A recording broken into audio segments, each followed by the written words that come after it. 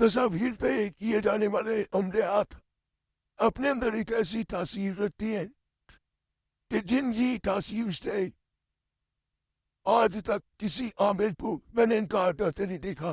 انسان عامل ہونا چاہیے.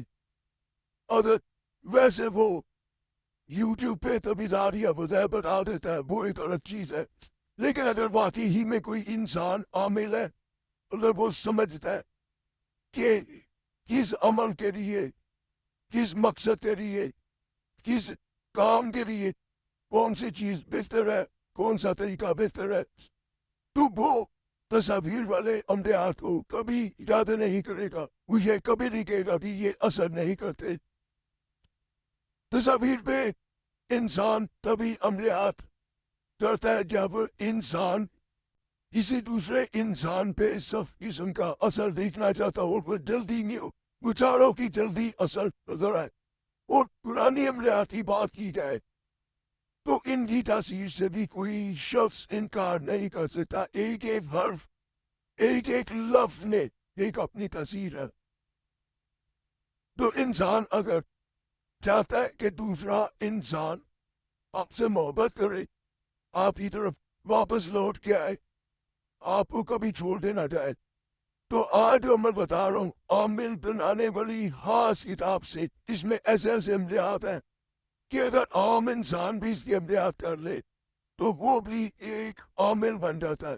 وہ سمجھنا شروع کر دیتا ہے کہ کون سا عمل بہتر ہے، کون سا نہیں ہے. بہت سے لوگ صرف دیکھ کے عملیات کر رہے ہوتے ہیں، انہیں بہت سی چیزوں کا علم نہیں ہوتا کہ کیا بہتر ہے، اس طرح عمل اثر کرتا ہے، ایک حرف، ایک عدد، ہر چیز کا کیا معنی ہے. لیکن جو اس کتاب کو پڑھ لیتا ہے وہ انسان بہت کچھ سیکھ جاتا ہے. اسی کتاب میں اس عمل کے بارے میں بہت سی ایسی باتیں درج ہیں، جیسے حضرت احمد ظہوری اپنی کتاب اسی میں یہ درج ہے.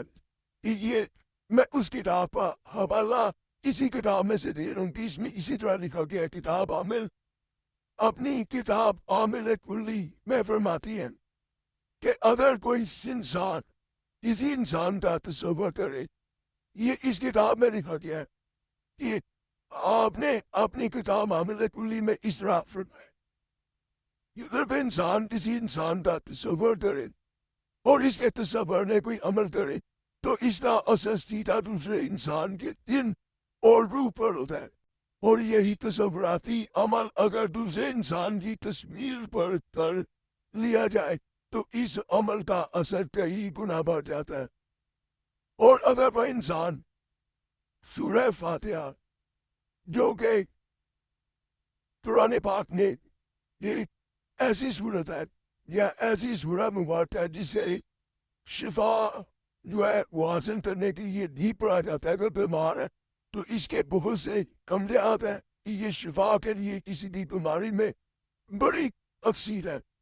تو اسی سورہ مبارکہ کو اگر انسان کسی انسان کی تصویر پر دم کر دے تو اس کے اثر کو برداشت کرنا مشکل ہو جاتا ہے. کس طرح مشکل ہو جاتا ہے کہ انسان جب یہ عمل کر رہا ہوتا ہے، کسی انسان کی تصویر پہ دم کر رہا ہوتا ہے، تو ساتھ انسان یہ تصور کر رہا ہوتا ہے وہ لوٹ کے آئے یا وہ محبت نہیں کر رہا، محبت کرے. اس کے ذہن میں یہ ضرور بات ہوتی ہے، یہ اس رکاوٹ کو دور کر دیتا ہے، اس پریشانی کو، اس مصیبت کو جس وجہ سے وہ انسان دور ہوتا ہے، اس بیماری کو، کہ وہ انسان لوٹ کے آتا ہے. میری بہن نے ہاتھ توڑتے اس عمل کے بارے میں کہا تھا، میری یہ کزن نے آپ کے بہت سے عملیات کی ہیں اور الحمدللہ اسے بے پناہ فائدہ ملا ہے. اس نے آپ کے زیادہ تر تصاویر پہ کیے جانے والے عملیات آزمائے اور وہ کہتی ہے کہ آپ کے تصاویر پہ کیے جانے والے عملیات بڑے خاص ہوتی ہیں. لیکن اسی کے مطابق اگر کوئی اپنے عمل بارے بتا دے کسی دوسرے کو تو وہ اتنا اثر نہیں کرتا. تو اس نے مجھے بتایا تھا، اس لیے مجھے کوئی اور نیا عمل بتائے جس کو کرنے سے میرا مسئلہ بھی حل ہو جائے، عمل پرانی ہو، تاکہ اس کی برکت سے میرے دیگر معاملات بھی بہتر ہو جائے. میں بے حد پریشان ہوں، جسے چاہتی ہوں اس کے گھر والے اور وہ خود بھی شادی کے لیے راضی نہیں ہو رہا. خاص طور پہ اس کے والد صاحب میرے اور اس کے رشتے کے بے حد خلاف ہیں. پہلے وہ لڑکا مجھ سے بات کرتا تھا، اب وہ مجھ سے بات کرنا بھی چھوڑ گیا. وہ تمام تھا وجہ اس کے والد ہے اور وہ خود بھی ہے، کیونکہ اب اس کا دھیان کسی اور کی طرف ہے.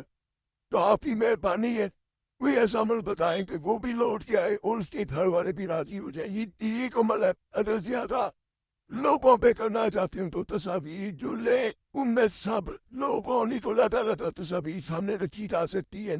مثال کے طور پہ والد کی نظر رکھ سکتے ہیں، والد کی نظر رکھ سکتے ہیں. پھر اس وظیفہ کو سورہ فاتحہ کی آیت ہے ایاک نعبد و ایاک نستعین شروع میں 21 مرتبہ درود پاک کرنا ہے.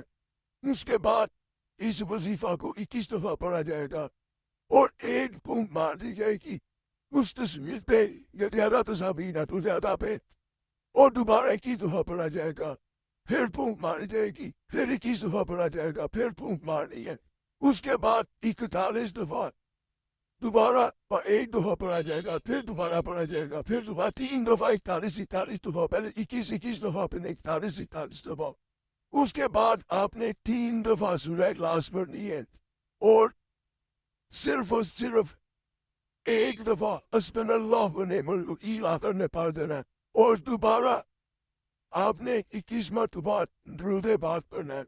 ہر دفعہ پھونک مارنی ہے. جو بھی پڑھیں گے وظیفہ جو اس میں کریں گے پھونک مارتے رہنا ہے اور تنہائی میں عمل کرنا ہے. کسی کے سامنے نہیں کرنا، بتا کے نہیں کرنا، دکھا کے نہیں کرنا، پھر وہ فائدہ نہیں ملتا.